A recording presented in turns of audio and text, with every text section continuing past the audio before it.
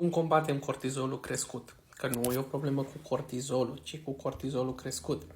Am mai făcut într-un video și o să vă recomand să vă uitați și la video ăla, pentru că și acolo dau niște detalii. Dacă să fac puțin așa recapitulare din ce am discutat în video ăla, în primul rând, program regulat de somn.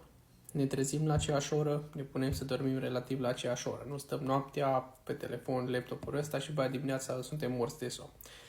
Mișcare. Cel puțin 150 de minute de mișcare pe săptămână spre 400 de minute de mișcare. Regularitate de mese. Nu încercăm să facem diete de astea stupide. Nu mâncăm numai fructe, mâncăm numai grăsimi, mâncăm numai nu știu ce. Aia presupune stres pentru corp.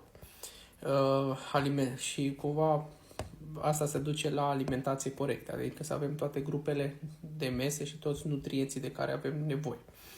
La partea de mișcare, ar trebui să avem mișcare pentru doamne, recomandat, mișcări ușoare, gen pilates, yoga, plimbări, not.